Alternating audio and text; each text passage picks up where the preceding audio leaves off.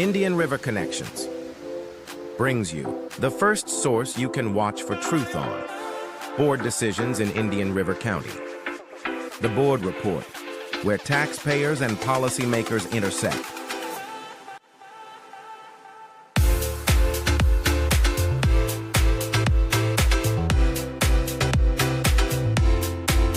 Be sure to subscribe on your favorite platform to get notified when we go live on Fridays at 7 p.m.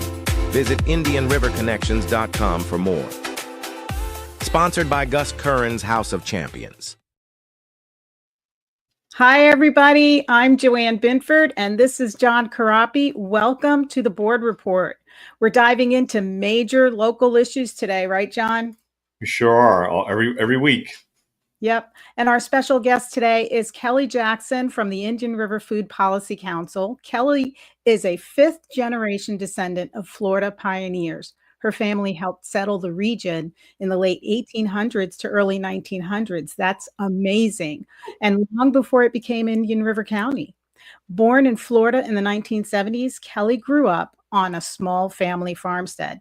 Today, she's joining us to discuss humans, Constitution, God, and nature. Oh, wow. That covers a lot.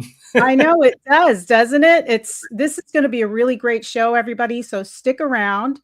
And this exclusive interview with Kelly Jackson is going to fill your cup of information. Right, John? Absolutely. Absolutely. And we also want to thank Gus Curran's House of Champions for being our presenting sponsor this week and every week as they, back us for everything that we do. And we really appreciate it. And don't forget to check out the Connecting Peoples and Places podcast that we just launched this week. And we also had Gus Curran's House of Champions on there as well. So that's a podcast it's up and coming. And if anybody is interested in being on that podcast, reach out to Indian River Connections. But we really appreciate that. And we have a good show for you today. We also have Thomas Kinney coming on at the end of the show. Yes, that's right. He's going to be coming on at the end of the show, and we'll get some information on city council business and more on the deseg order to update everybody on what's going on with that, and possibly some information on Three Corners. Oh, okay. All right. Good. So Thomas Kinney from Sunshine Journal will be joining us as well. And we got Kelly in the green room. And I think we got a great start to the show. And I think that we'll bring a lot of good ideas and good information for people to wrap their head around right here on the Board Report. Yep. So everybody stick around after this commercial break. Tired of the same old workout? Come knock out your fitness goals at Gus Curran's House of Champions. Founded in 1996 right here in Vero Beach, Florida, our Hall of Fame trainers will push you to your limits and beyond. Whether you're a beginner or a pro, we have the perfect class for you, including the one-of-a-kind rock-steady Parkinson's training. So come join the fight and unleash the champion inside you. Give them a call, 772-713-1157, or go to gchouseofchampions.com. Welcome, Kelly. Hi. How are you? Doing really good. So, Kelly, what's happening right now? What isn't happening right now is the question. We're all having a time trying to keep up with it all, aren't we? Yes, we are. So let's talk about how all of this intermingles with our lives, the human aspect of what you're doing, and when it comes to farming and our food sources and how Doge and everything works together. Yeah, well, that's what I was going to say. We've got Doge happening right now. We have Maha happening right now. We have everybody proclaiming Constitution from leadership all the way down to we the people. So it's like trying to figure out how do we all, get back to working together. I grew up here as a teenager in the 80s. We were only 50-some thousand population. So back in those days, things just got done. Fast forward to where I am now as fifth generation, trying to develop a farm. And it's mind-blowing of how the levels of bureaucracy you have to go through, all the red tape you have to go through. So I wanted John to show and for those who haven't seen it, that our sheriff did proclaim us as a constitutional county last year. And then they just reproclaimed it this year, if John wants to show those, which is very exciting. So here it is right here. This is the one you're talking about here. Constitution Day, and we are here at the County Commission. I'm your Indian River County Sheriff, Eric Flowers, and just wanted to bring everybody's attention to the fact that it is Constitution Day, and our county is here today to do a proclamation to recognize and celebrate Constitution Day. We also have several of our constitutionals, our county commissioners, and our Taxpayers Association with us. My message is, in light of what's happened in the last few days, we've had another assassination attempt on our president. It's critically important as we approach our November 5th election, 49 days, that we recognize that our Constitution is the governing document of our country and what we stand by. And regardless of what side of the aisle you're on, it's important that as we approach these days and as people continue to, get their hearts and minds into this presidential election, into the days that happen, and people get upset or angry, ultimately it all falls back on our Constitution. And those documents created by our forefather are the guiding light for our country and where we will be on the other side of November 5th, on the other side of January, and where we need to be as a country. So we're here today to celebrate that document, and I thank all of our folks that are behind me for being part of this today. So Lance, I'll turn it over to you. There you go. Yeah, that was in 2024. And then I just saw an article that was this month where they proclaimed, the constitutional thing again this year. And yeah, you can show that. Oh, this here is the CSPOA. This is the Constitutional Sheriff's Peace Officers Association. This is Sheriff Richard Mack. And him and our sheriff, Eric Flowers, do communicate, and he's being mentored by him. This gentleman started this back in the 90s.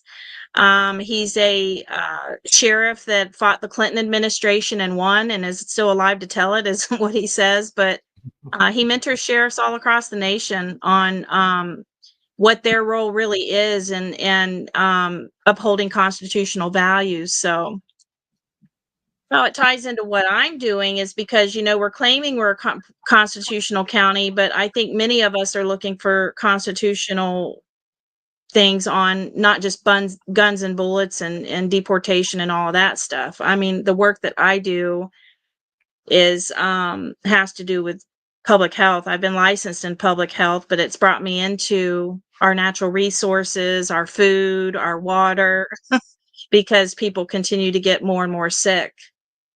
So that's how it's brought me to the constitutional concepts and the challenges that we're having right now. And is new, what I have learned too, for those who haven't learned, is our government currently runs as a corporate government, and it was formed over 100 years ago. So right now we're in this kind of pendulum, thing of, we're in this corporate form of government trying to apply constitutional values to, right? So that's a very interesting place to be, and that's where we're at right now. So what are the challenges that you guys are having with leadership? What kind of challenges? Can you give us some examples? What I think the missing boat has been, because believe me, this whole time I've been going, what is not being understood? What I think it is they're not recognizing us as nature, humans as nature. We're being looked at as like residents or taxpayers or commodities, whatever, we're in this, that kind of a section. They're not looking at us as nature. And so if we're one nation under God, right, which is the constitutional concept, we're one nation under God. And if nature is God and humans are nature, to me, it's all one and the same.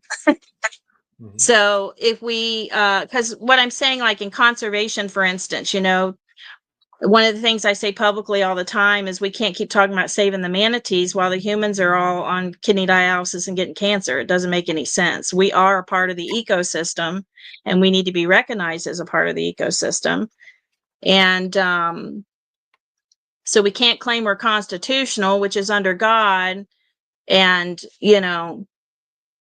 it just doesn't make any sense. I'm trying to read my So what you're notes here. basically talking about is the pesticides that they use on our farming, and how do we work with how do we protect our farm foods and have them continuously grow without poisoning people with the pesticides they use? So how do we do that in a natural way?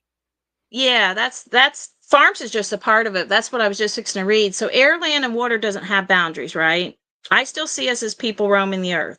We have created the boundaries. We're living very unnaturally. So if we're God's country and we're constitutional and upholding God, we obviously have to work cooperatively as public and private to make sure that we are having these ecosystems be, working as efficiently as possible. So that's one part of it. And So Kelly, if we're doing like organic farming, which sounds what you're talking about, organic farming compared to conventional methods, what are the ecological advantages and how do we do that?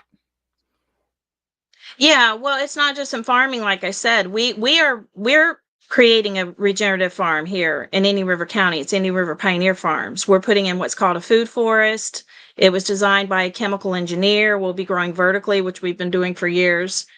But it's a demonstration site to offer education and training. But at the same time, the example would be the situation I'm in right now, that I'm in an eminent domain case because they're doing a road project in front of me. So trying to have that relationship of like, okay, I'm trying to develop this farm that's under conservation, and you're putting in a road that doesn't have, ASHTO rated materials. You're still putting up open ponds where we're reclaiming our water underground. There's a lot of solutions to mitigate issues now that we should very seriously be looking at. But it's almost like we feel like we're fighting our government, and our government's like gotta put things under the rug or something. It's like we've been living here. We know what's been happening here. Citrus has been grown here for years. I mean, industrial ag is, Not was anymore. everywhere. There's So no Yeah. citrus Well, from they're here still anymore. I trying to mean, push it, which there's blows my nothing. mind. But what they're yeah, basically no, not doing here is in the county. Yeah. So what they're basically doing is they're putting development before personal persons like yourself. You've got some farmland, and they're looking at like, well, she's not a big, huge professional producer, so who cares if we take some of her property? So I mean, that's what I'm hearing. Like they're cutting through your property, and you're saying, well, this is a farm that I'm growing and I'm raising and I'm living off of, and it's agricultural. But they're saying, well, it's your private little property, but we need it for growth, so it's going to take precedence. Is that what's happening here? Well, that's the eminent domain part of it. But what the thing I talk about publicly, no matter what kind of development we're doing, whether we're putting a road in, they're putting a new development in, it's got to be more responsible development. There's no oversight for testing of the soil, testing of the water, making, none of that's happening at the level that, at least this has been my experience with what I'm working, the work that I'm doing. But my dad was a builder growing up here, and they didn't plow down the whole properties like they do now. They're completely taking our ecosystems away. So that's our rights to clean air, food, and water. We need access to natural resources to be able to hunt, to be able to forage, to be able to fish. That's our God-given rights. So if we can't access these natural resources, or if the natural resources are toxic, it's a problem for humans and public health. It's not just a wildlife problem, I guess is what I'm getting at. They always look at wildlife through conservation. So let me ask you this. So how does it all come together locally? What do we need to do? You're talking about Doge and the different things that come along with all the things that are coming down to it. Well, is Doge going to come down here and see the things that they're doing and spending the money on certain things like these projects that don't need to be done for people like you to not be able to do that? But what I'm saying is what do we need to do locally to move the needle and to get this happening? I mean, we're talking about fluoride in the water recently with the city council, but the county commission doesn't want to hear about it, or at least they want to see data. So where do we go from here to get the needle going in the right direction? Well, it was coming in through environmental health. Of course, we got Kennedy here now, but as far as on a local level, I don't know. I know people are speaking up. That's why we formed the Food Policy Council. If you want to show the diagram, the Food Policy Council is it. What we have to have roundtable discussions, and those aren't happening. And I'm seeing that in meetings that I attend too. The Indian River Soil and Water District does a pretty good job getting people from different areas, but see how there needs to be representation when we're talking about the things that I'm talking about. You got to have representations from all these different sectors to talk about food, because they're pushing, people don't realize that they're in a false sense of security. If you're getting all your food from grocery stores and food banks and dollar stores, it's coming in a truck. That is not, first of all, we were designed to live in harmony with nature. We are, again, nature. So we should be hunting, foraging, fishing, growing our food. This is all common sense stuff. But so we're in this false sense of security, and we're also putting, so many things at risk by doing that. So that's why I formed the Food Policy Council. I need more people to get involved. I mean, a couple changes we've made before the new administration came in was like, I tried adding cottage food to my local tax. When you get your local tax, the $50 a year thing, the business tax thing through the tax collector's office, I wanted to add cottage food. And when they went to add it, they put me as a bakery. And I said, I'm not a bakery. Why are you putting bakery? And so they said, well, that's close as we had or whatever. And we got that changed. So the cottage food industry is if you want to make food products from your home. Before the pandemic hit, it was $50,000 a year. And you literally had to hand deliver it to whoever you were selling it to, you as the one that made the product. But when the pandemic hit, they're allowing $250,000 a year to be made out of the home through the cottage food industry. And it's much more lenient of being able to mail it and all this kinds of stuff. So, Kelly, I forget where I was going. So Yeah. I've got a question. So like your mission statement it says the Indian River Food Council is to bring people together to create a sustainable local food system for Indian River County that enables everyone to eat healthy, delicious, locally grown foods. So is part of your council to save the local farms that we have here and have them be able to produce and put more of their stuff in stores here? Is that Yeah, part of we've got to set up a local food system. We don't have one. That's why I'm trying to say it's been import export big ag. And so which has been a part of the So are you in touch with the local farmers that are here? Are you reaching out to them? Because I would think that would be where you would have a bigger, broader picture of, okay, like going to the county and saying, we've got this farmer, this farmer, this farmer, they produce this, they produce this, they produce this, we can offer this. And if you want more vegetables and more things grown, because you have a lot of healthy foods to cover between vegetables and meat and chickens, that would be the natural food source. Do you know what I mean? Yeah, so that's what the council would be doing. I tried to form the council years ago, and we got the mission statement accomplished, and I've kept that all these years. But we just turned it into a 501c3 last year, and the reality of, like I said, there's not enough time in the day. There's not enough time in the day of the things I have to deal with as a USDA beginning farmer, which I'm 3 years into now. They allow you to be one for 10 years. So trying to go through all that red tape and bureaucracy, and, I work for myself, and that's the only way I'm making money right now, and trying to, do all this. It's just not realistic. And so people got to get involved with the council to help and represent. I've reached out to the college trying to get interns to help. Apparently the college they don't have interns anymore except for 3 programs. I know that interior design was one, but since the pandemic, they said that there's not really any free intern So help. have you been able to get a coalition of farmers to get on board with your mission? Oh, they would, yeah, but we're all busy. That's what I'm trying to say. The reality, there's so much to be talked about just in the small farm arena. That could be a whole show of itself, but My point is that when when we're trying to talk, going back to constitutional values, because I hear people with all these concerns with cancer, and now the Parkinson's is coming in more and has been for years, and we just can't keep pushing sick systems. This is how we were intended to be. This is how God created us. So if we're going to say we're going back to constitutional rights, our God-given rights, then how can all of this continue to happen with, like I said, I think the missing link is they're not recognizing humans as nature, and we are nature. So that's a big pill to swallow.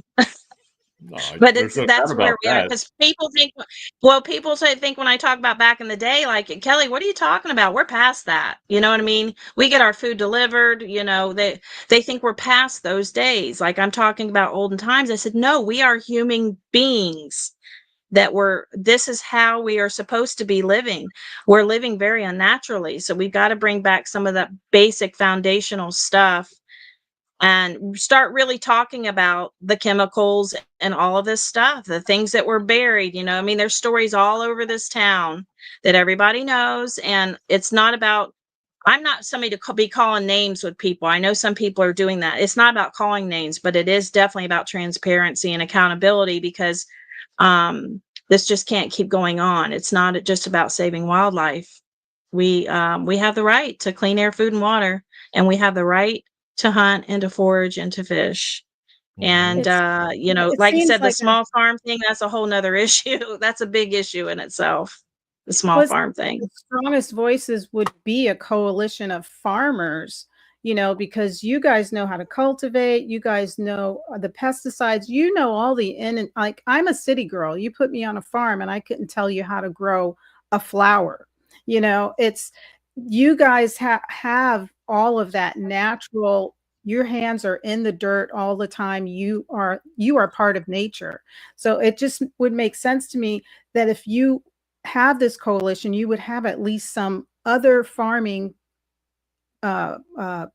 people That, joining this coalition to speak, because that would be the strongest voice. and that's Instead of exactly. interns Well, that that'll be the agriculture sector on the Food Policy Council diagram. Agriculture is only one of the sectors. Yeah. So that's why I'm saying it would go, there's so much that the Food Policy Council is going to be involved in. It's a very, very complex thing, is what I'm trying to say. There was something that I was going to say when John said something. I've already lost track.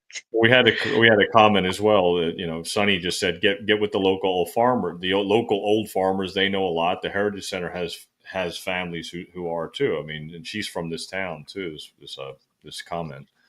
I mean, there's got to be something. No, this isn't that. I mean, well, I mean, but it seems like what you're saying is, I see what you're saying, but what I'm saying is that in order to be able to make change, we have to induce the change. So where do we have to go to the top somewhere and be like, well, what do we need to do to get back to this? How are we going to get around to this? Where's the money going to do these certain things? We have to have like a Doge type scenario to where we got to find out where this money's going. That's why the whole fluoride thing is brought up now. That's eventually it's going to be the spraying in the skies soon, because more and more people are paying attention that they're spraying the skies with all kinds of crap. And that's why the stuff and that's why things don't grow like they used to. That's why the water's not like it used to be. It's all by design. And so we have to go to the head of the snake. And if the head of the snake here locally is where we can figure that out and get with local farmers and get people, enthusiastic about what you're saying. I agree with you that we're all human and we got to get back to nature. But you're talking to somebody that used to have fake plants out by his pool. Now I grow stuff and I grow tomatoes. Yeah. I was so out of touch, it wasn't even funny. Well, that's what I wanted to bring to Joanne's attention too. Yeah, we're the generations that weren't doing this, even if we did grow up with it. You know what I mean? Unless you happen to continue it. So that's where we're at. Yeah, I mean, they're in the old farms are like these big farms, No, but we get you away know? from it. And the people that you're trying to talk to at the city council and the county commissions, they don't want to hear it. They're not looking up in the sky. They're not doing those things. They're going out and, and being social and going to Post and Vine and going downtown, and they're not paying attention to what's really going on. So you're talking to a brick wall sometimes. So we have to get past that barrier and build a community of people that are willing to talk about what you're trying to do, because your voice is fine. Well, I can give you an example. I went to the first Environmental Justice Summit the year before last, I think it was, in Orlando. And that lady was from Orlando, and she's talked about what's happened, and she's got her mom's old house and all this stuff. She just got a grant to test the air. She got like so many of these units that were like $30,000 a piece, because the data has to be collected. Orca's doing that right now. Orca's doing that with our species of fish. That's spending money to save something. To me, that's counterintuitive. That's what Doge is finding: the waste of fraud and abuse. These grants are not. You don't need grants to test the air. You can look up in the sky. You can tell for yourself that you're a human being and that people get sick because of the things they're spraying and the stuff that's in the water and the things that we're eating. So everything you're talking about is full circle. But to do grants to test the air isn't the answer. That's just waste and abuse to me. And that's what Doge is uncovering. So we need to get to that point. That's where I guess I said I came into this very naively as fifth generation, very well plugged into the community. Yeah. And I'm thinking, okay, I'm buying old ag land. I mean, it was 150 acres back in, the day, but it's only 2 acres now, to where I'm like, I'm on old ag land. I thought I'd have no problems as far as water supply, drainage. I didn't know about the quality of the water, but they don't want you to do it. They don't want you to do what you're trying to do. That's it. That's the main conversation, is they do not want you to buy land and forge on it and do the things you want to do and show other people to do it. That's all by design. So that's where your barrier is. It's the point where they don't want you to do what you're doing. So why you have to ask yourself, why is that? Why aren't they allowing me to do these things? And they're making it harder for me to do these things. It doesn't make any sense. So you have to figure that out and realize that it's a vicious cycle that's never going to break until you go to the head of the snake. Yeah. I can't really say what it is. I really can't. I just know that we're on national calls and we're aware of things at a higher level with so much of the work that we do. But then when you're trying to work at a local level, there's just such a disconnect. That's why I'm trying to say, to me, we've got to get back to having relationships. Like law enforcement used to know their neighborhoods, they've got to get more majority voices. So we've got to really make a conscious effort. If you are covering a district, send out some mailers, start to really get to know your people. What are their concerns? What is happening? Like, I realize we're getting a larger county, but it doesn't excuse, there's too much decisions that's being made by people in the paid positions. And maybe they really do think this is the right decision, or who knows if there's something that is alternative. All I'm saying is you have one person that's saying that they're making a decision for their people when they don't even know their people. So there's got to be like something that's a really conscious effort right now to like I said, mailers to me would be the first place to start with this, trying to get the people's voices connected with the local, so because we don't communicate in a way so they really understand the people. You have to take a page out of what they're doing with the fluoride is what you have to do, because they're getting a statewide coalition that's bringing it to the table to the head of the snake locally. The head of the snake is city council, county commission, et cetera, just like the school board. That's why this podcast is called The Board Report, because that's exactly why we have to bring it to that table. So you have to take a page out of their book and form a coalition of people, get farmers, different people all over the state, though. We have to do it locally, but if you get the state involved and you get all the counties involved in what you're talking about, then you're going to make progress. Then you're going to make, people are going to start going to the county commission and saying, well, why can't we do this? Or why can't this farm do this? And why don't we have rights to clean water? That's what I'm trying to say, is that it has to go to that point. You have to get a coalition of people to start going to these meetings. That's what we do. That's how the school board thing brought to the point, is that it went to this point where it was like people got tired of it. Like, why are we doing this to our kids? Why are we masking our kids? Why are I we know, making but them- I don't feel like so much pressure should be put on the people. It's this weird paradigm is what I'm trying to say. We're the taxpayers. Their jobs exist because of taxpayers' money, yet we're supposed to make time out of our schedules to a meeting that they set up. We can only talk 3 minutes. No. The Fluoride Coalition, they meet with these people outside of the meetings. They call them up and text them, just like Joanne does. Joanne reaches out to these people that are running for office, and she interviews them, and she goes through the process. That's what Binford Chronicles does. It shows you the transparency of these people before we elect them. So that's what we have to do. You have to meet with these people, John Carroll, and these people that you're talking about, the head of the state, and have a face-to-face grassroots, like Sonny just said. Grassroots. You can't just depend on the 1 hour meeting when you go up there and speak for 3 minutes and go, hey, I'm third generation. They don't give a crap. They could care less. They don't care. But beyond that, John, this is what I'm going to tell you. They think there is so much support out there for small farms. I can say there's a lot of positions. There's a lot of positions out there. There is. That's what they tell you, so that you think. No, I'm telling you, this is what I've lived through for the last 3 years. And this is why I'm so excited about Doge, because there is a lot of positions, but it doesn't come down to our level for help. It doesn't come down to the level of the boots on the ground. So if we've got, like, I call this department, they send you over here, we don't handle that, or we don't do this, or you have to do this. This is the worst maze I've ever been in my life. It is just mind-blowing. What I'm trying to tell you, Kelly, is that's by design. That's on purpose, to make the maze be the problem, so that you hit a wall and then go, I guess we can't. Okay. And then you hit another wall, and then you hit it till you find the cheese, and you never find the cheese. That's the whole by design. So you have to go to them and hold them accountable. That's the whole point of what we're doing here on this show, is to go and hold them accountable and inspire other people to go and hold them accountable and go to the meetings and show up. Joanne shows up at the meetings. She interviews these people. You have to do the same thing. That's why I wanted to talk about this, John, with y'all having me on for the first time, because this is what I hear. So I'm not the only one. I don't care who's going up there, they need to start saying, well, I am human and I am nature. They need to start saying that.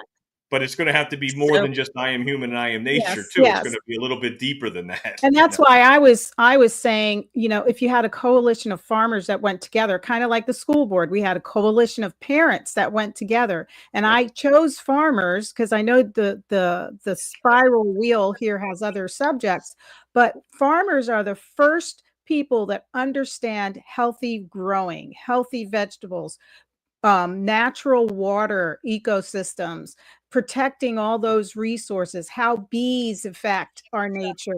You farmers are already connected with nature and would be the best coalition to start right there, because all of this is going to circle around farming. Because if you want healthier living, healthier food, we have to get that information from the people that are the experts. The other people that can handle all these other little locations that you have on this, you have government agencies, you have adopted CS mod groups in this other PACE, and then this one here, our mission, I'm going to look at it. Yeah, economic food industry and development. But it's all going to come from healthy eating and healthy growing and healthy water and healthy, holistic medicine. These are the farmers. They're growing all this stuff. And if you have that coalition that shows up, when I go up to sessions for bills, there's cowboys, farmers, there's ranchers in packs. There's like hundreds of ranchers visiting their representatives and telling them, this is what we need. Stop forcing us to do this with our ranch. Stop doing this. And that makes such an impression, because for every one person that shows up, you're representing several hundred people. So you have Yeah, to. but Joanne, we're putting what's called a food forest. So we're reforesting as they are deforesting our land. So it's a bigger message than just farms. I get what you're saying and I can appreciate that, but again, we big ag isn't all, warm and fuzzy. So, and it's not middle class America and low class America, so that's where I am. I'm in that middle class range. So I hope my computer doesn't go dead here. It looks like it needs plugged in. All right, we'll be getting ready to Yeah. go to a Have break you here. met any of your state representatives? Because that's good too. Have you been talking with your state representatives? Yeah, I have talked to everybody and their brother, and it's just very frustrating because um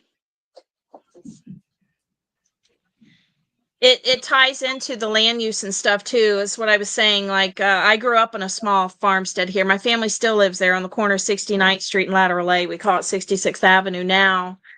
But we don't need senior living and affordable housing and all this. There's a lot to be said about small land for us to start having these little farmsteads and people start growing their own food. We started with a little tower garden. We sell them on the farm website. That's how we started, with the aeroponic growing. But I guess they don't understand that we're beginning farmers. We're new. Whether you grew up in it 5 generations ago or whatever, it doesn't mean that's not where we're at now. So the beginning farmer, I'm registered as a beginning farmer, which they allow you to be 10 years. I am registered as used to be minority. Now they call me socially disadvantaged as a female. And I'm also economically disadvantaged, which in agriculture means you make less than $250,000 a year. And none of that's helped me yet. The only thing that's helped me thus far is the USDA's NRCS, which is Natural Resource and Conservation Services. That's the only real assistance we've gotten with this farm project, and we're 3 years in, and thank God NRCS is there. And Jennifer Abbey's been amazing, our rep that we have here for the county. But so my career's been in public health. I grew up on small farmland, so it's kind of marrying the two. All right, well, I'm going to go ahead and pull up your website and just let people know how they can get in touch with you, so we can go to a break here. Give them your information, Kelly. Yeah, Kelly? so the Food Policy Council is, yes, can you hear me? Yeah. Oh, the Food Policy Council is the Indian River Food Policy Council.org. Yep.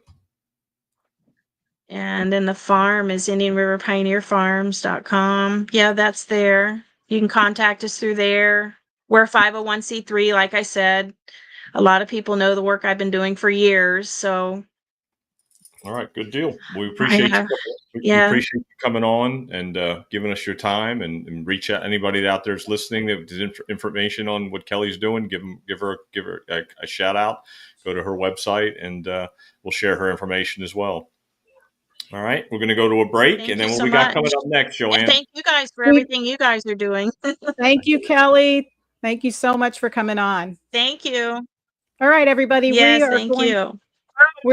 We're getting ready for a commercial break, and when we get back, we're going to bring Thomas Augustus Kenny from the Sunshine Journal to discuss more topics on local events.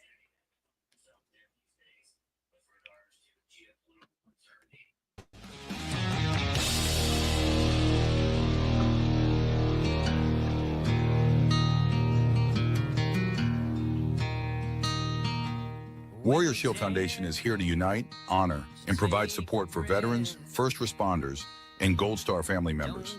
The foundation will enable them to find the help they need through direct assistance or by connecting them with our Shared Vision Network. Using data-driven models, we provide solutions that make a long-lasting difference. We, along with our partners, are dedicated to bringing together like-minded groups and individuals who have committed to making a difference in the lives of our hardworking, everyday heroes. We bridge the gap by connecting warriors or their families with the assistance they deserve and require, such as service dogs, wheelchairs, counseling, scholarships, and team-building retreats, to name a few. You can help right now to make a difference for those who have helped and protected us all. Warrior Shield Foundation, selflessly doing for those who need it most. It's a long way to home, but you won't take the hard road all alone. Just look to your left and look to your right. You were born to fight. Hi, guys. We're coming back. We've got Thomas Kenny with us. Hey, Thomas, how are you? What's going on? How are you doing? Doing good. Looks like you're on the road. I'm out here in sunny South County. I'm like right on the line. If I just walk out this driveway, I'll probably be in St. Lucie.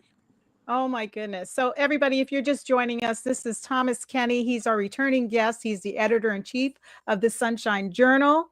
And what are you going to bring on the board with us today?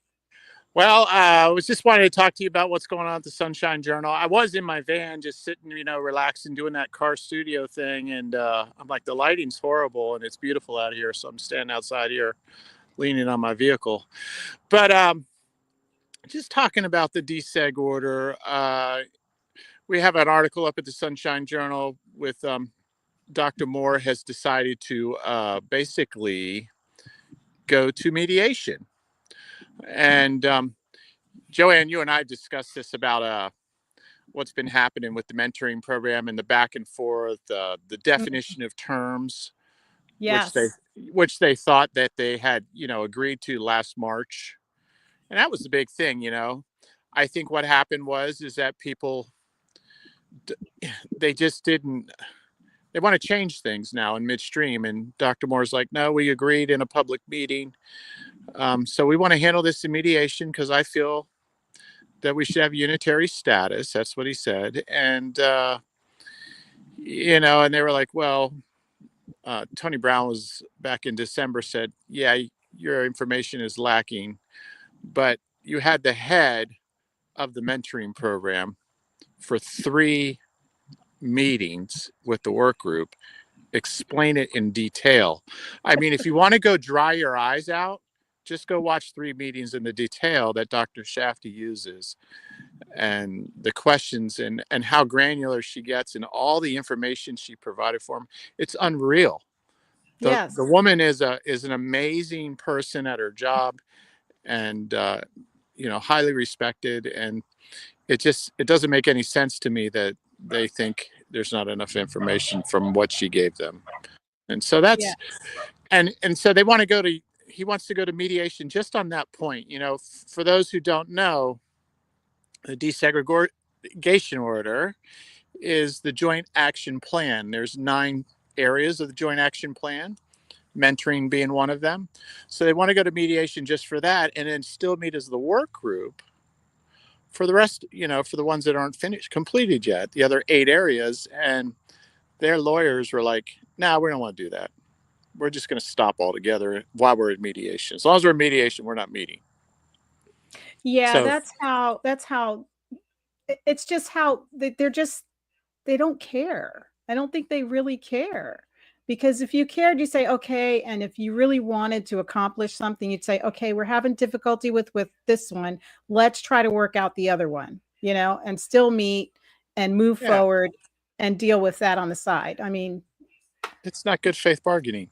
It's no, not good it's faith just shutting down. negotiation. And I said this here before, Dr. Moore says this is the only desegregation order that's been worked out like this, where that joint action plan is a contract between the plaintiff, the IRC, NAACP, and the defendant, the school district of Indian River County. And so they've come together in these 9 points areas that they work on to agree to that the school system will have unitary status. And in each area, they figure out what we call those key performance indicators. KPIs is what they'll use. And from there, the school system then provides data to show that they're making progress towards the indicator or have met it. And it's funny with the mentoring, all the indicators that they requested, particularly the renewal rates, they're at 100%, and yet that's not good enough. Well, and the work group still can't figure out what retention is and renewal is. And Yeah. I'm like, can somebody please hand them a little index card that actually gives them the definition so they can stop asking? Right. And look, the idea is that you're supposed to keep your hires and your mentors, the teachers you're mentoring on staff, and help them do great work. And it's obvious that this school system's doing great work relative to the rest of the state. It's the fastest growing school system for grades in the state. And we have the superintendent of the year. Now, that's all relative to government performance of schools. But all that to be said, we're the best. We're the most increased in grades and all that fun stuff. And so, you're renewing all of your minority teachers at 100%. And so when you come into the mentoring program, a teacher is in it for 3 years. And the first year is the probationary period because you get a contract for 1 year. So that contract terminates at the end of the year. Every contract terminates.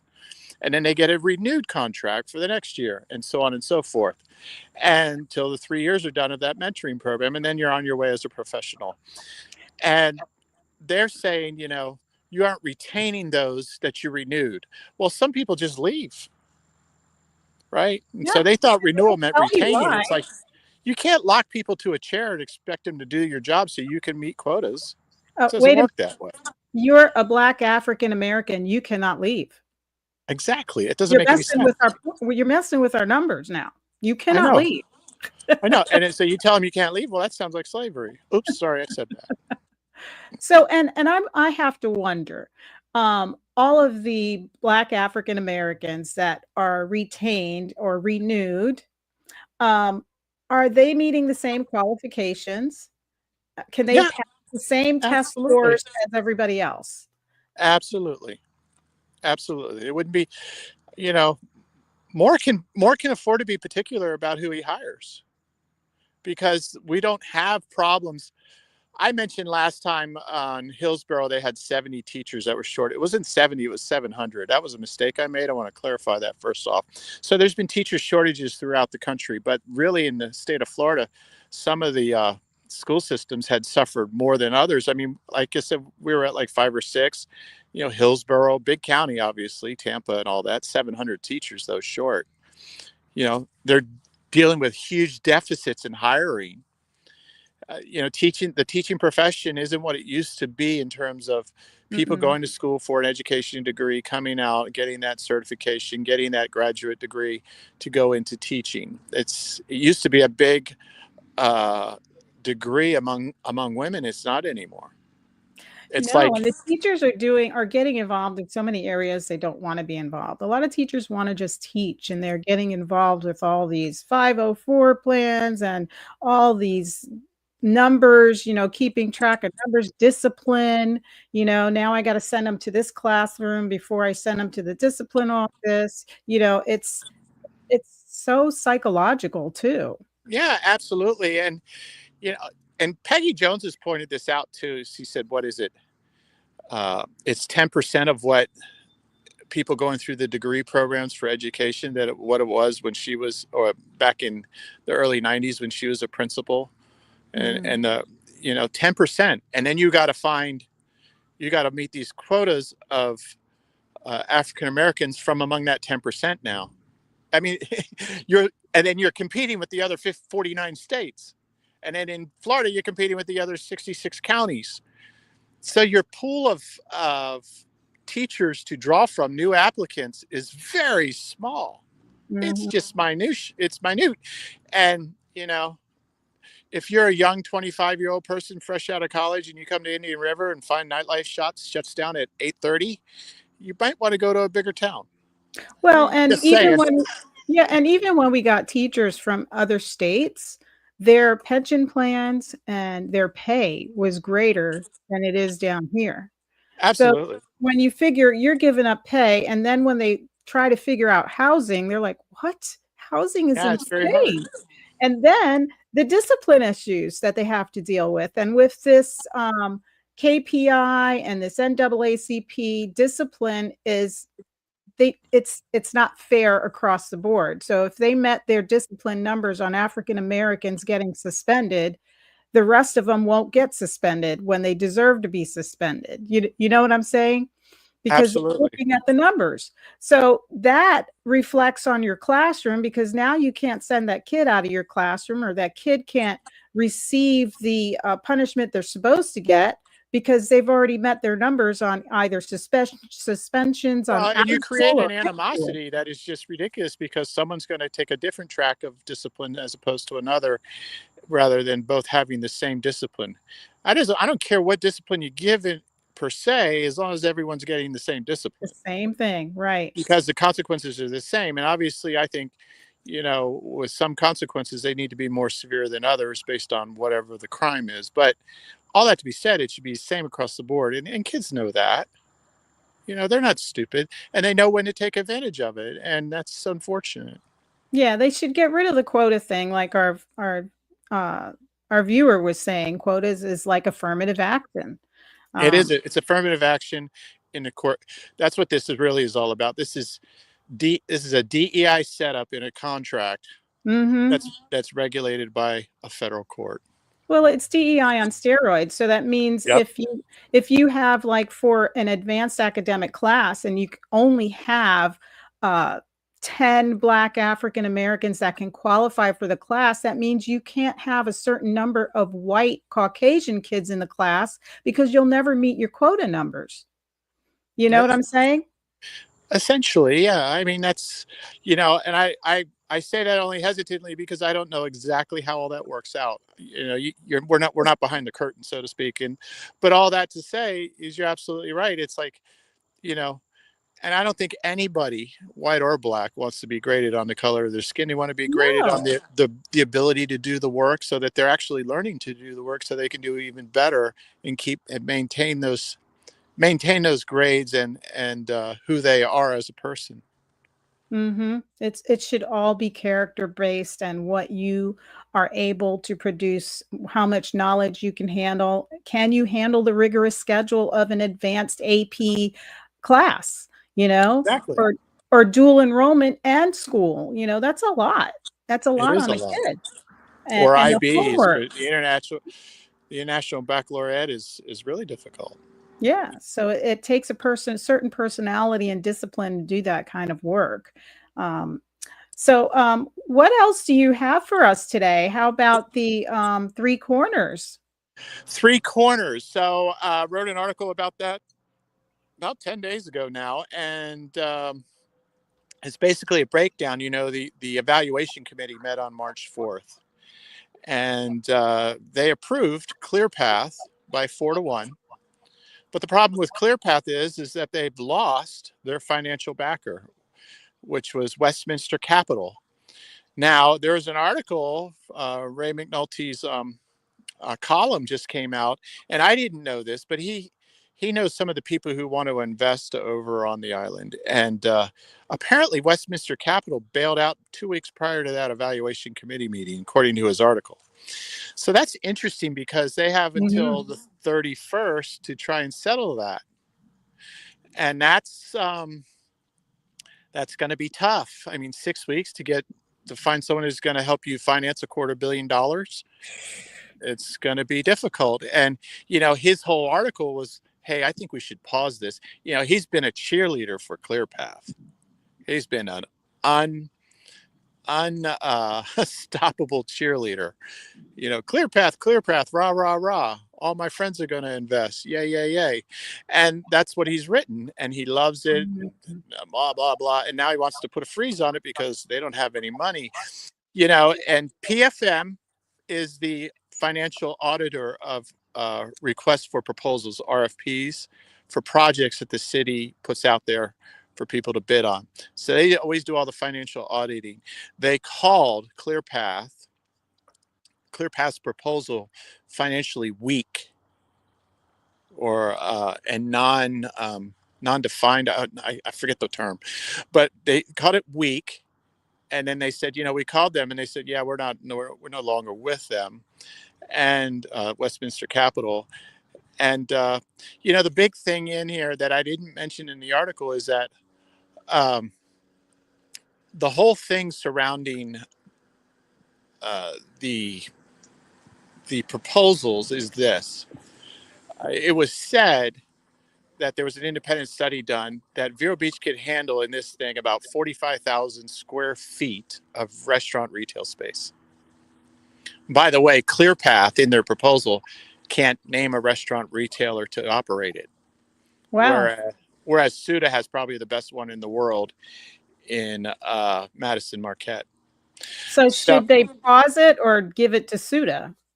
Well, they still have to do that. They're going to give ClearPath every chance in the world to come up with the cash, come up with some type of finance, and maybe a new plan. But the other, so 45,000. Think about that. This town can handle 45,000 square feet of new restaurant retail space, and that may go up a little bit as life goes on. But Suda's plan is 81,000 square feet, and they've got probably the best professional operator in the world. ClearPath is 132,000 square feet. And they don't have a financier or a restaurant retail management firm. Wow. Yeah. So, they're walking a tightrope. They're in the business of just drawing the plans. They're walking a tightrope. As you can see, it's getting darker here. I'm going to try and find some moonlight. Yeah. Here we go. So there you go. There we go. Yeah, looks like you've got some new light. Well, we're running the clock down. So for the last 15 seconds, how about you fill us in on whatever you want to?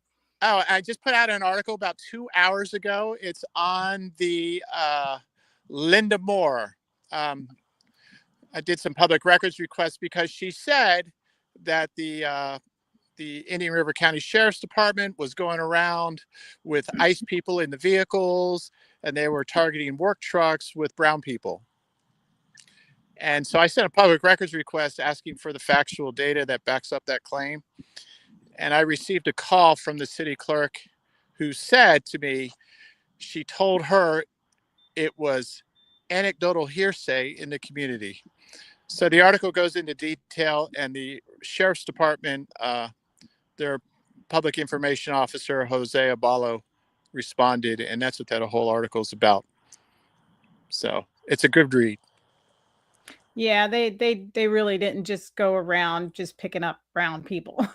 No, they didn't. No, they didn't at all. Yeah, it was just basic traffic stops. Yeah, I saw that meeting, and when one of the other members was talking about their constitution, because they were talking about partnering with ICE, and it was a 3-2 vote. And he was talking about, our constitutional oath to the people. She was nodding her head like this. Like, yeah. Did you do the constitutional oath? And she's nodding her head no. I know. There are a few smattering of applauses after her grandstanding on the council dais. And she smiled. She's like, very sheepish. She goes, thanks. And I'm like, unbelievable. But I got to run because it's going to get dark, and everybody should have a good evening, because in about 2 seconds, you might not see me anymore. Well, thank you, Thomas, for coming on again and filling us in. And for everybody that wants to get to the Sunshine Journal, go to thomasaugustus.substack.com. That's thomasaugustus.substack.com. And thank you guys for being really understanding and helping me out. The production over there, you all do is the best. Thank you. All right. God bless y'all. Bye. Bye. All right, guys, come on board. Hey, look who it is. Mike, you're muted. You're muted. Good catching me, because my show this past week went 5 minutes. Don't tell me 5 minutes with mute. Great show. Nice to meet you, Kelly. I enjoy what you have to say, and I know what you need. You need more involvement, and I think you need more exposure. I think you can come back again and again and again. And like you said, a podcast is sometimes the best way to get that out there, because it gets out there and it does get traction. So I look forward to seeing more from your organization, and hopefully make some progress, like you said, with the Bobby Kennedy and actual changes being made at other levels. Hopefully you can get more help and leeway locally, because I know local could sometimes be, I preach it all the time, local, it all starts local. Everybody up there up in Washington started somewhere, and usually it's by building relationships, and that doesn't always play out in our favor at our level. If that makes Yeah. sense. But I Yeah, can we're very appreciate active outside of the county with the work we do. I mean, we've been doing it for years. So like I said, so I would just like you to need see at the help count at see every, at the what you're asking for is help at every level, from lobbying legislators or council people all the way to attending meetings, correct? Well, what I'm saying is, thank God now we're seeing that this is what people are wanting. That's why the Doge and the Maha is happening. It's just on the local level, we're all working, trying to figure out how we're getting these relationships with our local officials to, get some of this stuff taken care of. And we're not talking the same language. They're not on the same meetings we are that we sit on, with all these different calls nationally and things. So, it's Right. gonna be it's here. It's here. New systems are gonna be created, and it's gonna be a process. So Yeah, it's good work. I saw a scary conversation on social media. I think it was on X, and it was in relation to GMO and non-GMO foods. How we're unfortunately in industrial farming right now, you almost want the GMO because these were designed to not absorb the pesticides like Roundup, where the non-GMO coming from industrial farms is more susceptible to those toxins that could get into your body. And I thought that's kind of scary, because here everybody is, you hear organic or non-GMO and it's like, oh, that's what I need. Do you know anything about that, or how do you feel about that when it comes to industrial foods? Yeah, that's what I'm trying to say. Things have gotten to a level to where too much responsibility and stress has been put on the people, right? We're all supposed to breathe. We're all supposed to drink water.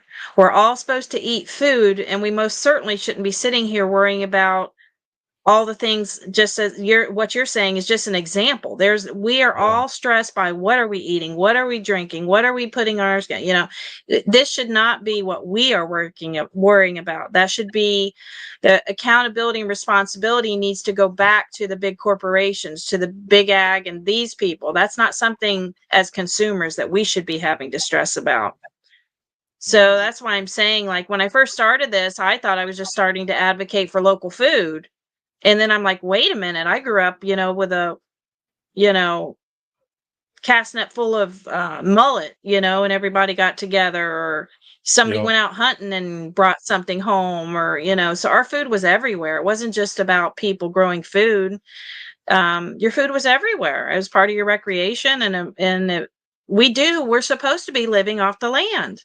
Yeah. That's why I'm saying it. They think that's old school, and I feel bad for the homeless situation too. It's like we have the right to live off the land, So, how are we really going to deal with these issues? So it's just a very interesting place that we're at. And to think that my mom's family pioneered here during the constitutional government days, and here I am in the corporate government days trying to go Yeah. back to some constitutional principles. It's just it's a weird place to be. It really is. But Yeah. I'm Like, excited with the new administration here, just trying to figure out how we can get this stuff done locally. yeah, I can relate. You said you moved here in the 70s, or no, you were born in the 70s, but you've been here your whole life. So I moved Mm. here in the early 90s, and we lived just north of the county line in Brevard. And I can remember Grant Road didn't connect all the way. It was dirt in between.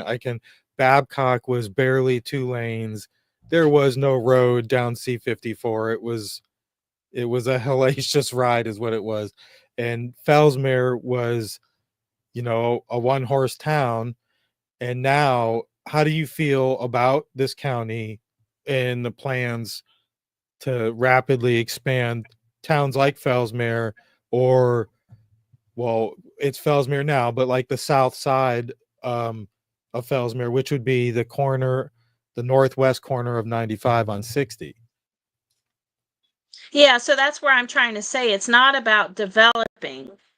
It's about thinking about that we have the rights to natural resources, right? We have the right to hunt, to forage, and fish. Okay, where are we going to go do that? And if we have access to it, is it non-toxic? So we're dealing with the toxicity of stuff too.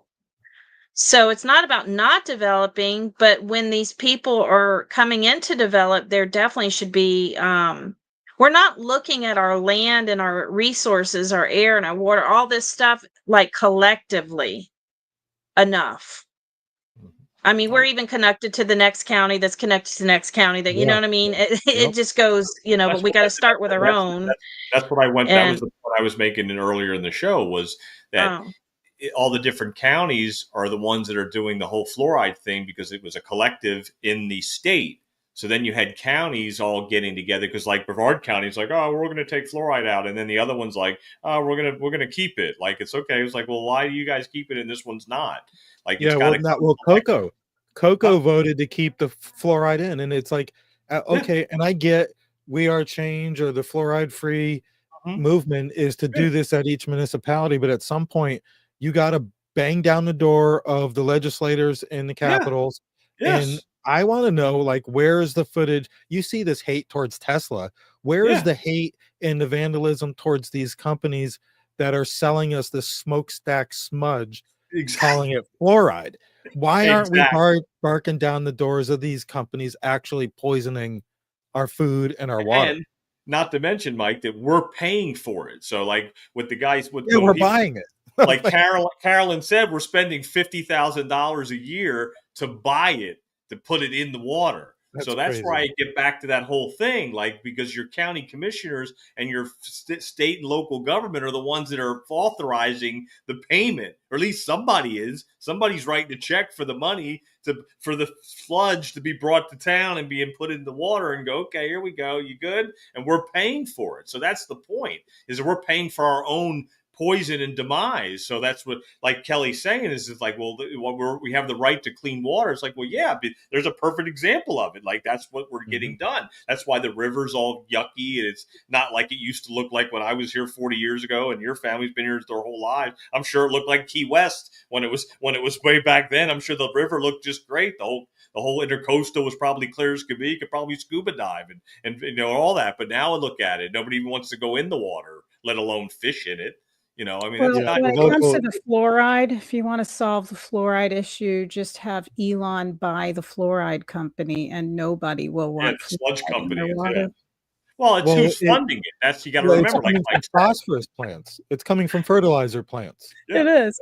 But if you had somebody like Elon purchase the company, everybody would just hate him so much they would just say, get it out of our water. Yeah, right. It would be reverse psychology. Exactly. You know, because that's what it is. And Mike, just so you know, the farm, I know we're called a farm, and it causes me a lot of problems being called a farm, but it's a demonstration site to offer education and training that's teaching healthy ecosystems. So it's scalable. So what we're trying to show is that this is how food should be and water should be in a small scale. You know, one of the projects that we've already been pre-approved on for a couple years is just trying to get somebody to identify a drainage point for the property, but is to reclaim the water under the ground. It's a veteran-owned business, Jason Conklin from Argo Sciences. And so these open ponds is a thorn in his side. He's like, why are they still doing that? You know, it's an open water, you know, mosquitoes, chemicals, you know, it's like amoebas. Yeah. Oh Lord. So it's to teach healthy ecosystem. So when people come here, they, you know, because the wellness is going to be a part of it, us as humans, you know, so we'll be making products from that. are you at the point now where you can bring people to your place and show them this? Is that the goal? Yeah, I do it all the time. Okay. Yeah, I do farm visits all the time, and I have the design, already paid for and designed. It's done. It's getting the funds. I think John was mentioning when we were talking about grants or something earlier. That's why I'm trying to say, you do all this stuff to go through the red tape of getting all these classifications, and where's the help? And Right. and they think we can navigate all this bureaucracy. It's like, oh, we'll call, there's so many departments within and it's so insane, it's ridiculous. And all they do is to ask you, oh yeah, we have something, can you fill out this form? And then things takes months, and the system is so inefficient. So I'm Wow. so glad that we're going to be looking at it this way. So are you guys, when you say you're tapping water underground, are you trying to tap into the aquifer? Well, we have a deep flow well here on the property, but no, we didn't realize that this property held water. I mean, we just assumed it's old ag land, so it's got to have drainage, right? And we've had 2 hurricanes since we moved here 3 years ago. So it floods. Yeah, well, since we bought the property, it didn't used to be in a flood zone. And that's the other thing I'm talking about. It's not the eminent domain, it's the project itself. And the east central lagoon, which is this area we're in, has been flagged.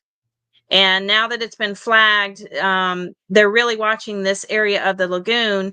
If you have any kind of ag operation going, they want you registered with FDACS, and it's under what's called the BMAP program, Best Management Agricultural Practices. And that's through Florida Department of Agriculture and Consumer Services. So now we're in a BMAP zone. We're in a flood zone since we bought it.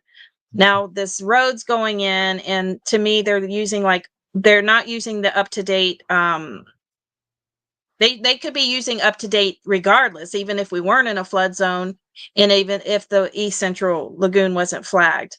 We need to be more conscientious and start using better materials, better practices. It's not business as usual is what I'm getting at. This project was planned like 15, 20 years ago. So that's the other thing I keep hearing. And you know how long it takes to get projects approved and change things in projects. And, it is what it is. We didn't think a pandemic would hit either. And then so much has been exposed since the pandemic hit. We see, the supply chain fractures and what really goes on in the healthcare industry. And so, a lot's been exposed. So, I mean, it's not business as usual anymore. So. Well, Kelly, I want to thank you for coming on. I hope you keep us updated. I want to wrap it up. I appreciate what all of y'all are doing. Thank you so much. We appreciate you too. And I want to thank everybody at home that's watching or that's going to watch. Stay tuned. Make sure you subscribe and follow to our Rumble, our YouTube, and our Facebook. You can find us everywhere you listen to your podcast, but make sure you follow us on those platforms. And again, we'll see you guys next week. Joanne, you have a couple of special guests next week also, correct? Yes, I have Karen Hiltz is coming on.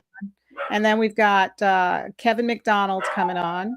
And we also have Jennifer Pippin. Awesome. And I think we're going to have Thomas Kenny. Is he going to do the first segment? I don't know if we got that far yet, but I knew you had Karen coming on to talk about their book on training school board members. Yeah. So you're right. Karen's probably going to be on first, and then we'll have Thomas, Kenny, and Jennifer. Awesome. Thanks again, Kelly, and thank you again, everybody at home. We'll see you guys next week. Yep. Thank you. Indian River Connections brings you the first source you can watch for truth on board decisions in Indian River County. The Board Report, where taxpayers and policymakers intersect.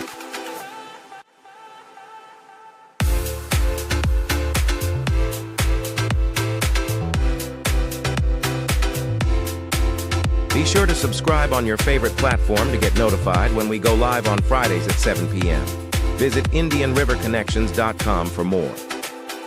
Sponsored by Gus Curran's House of Champions.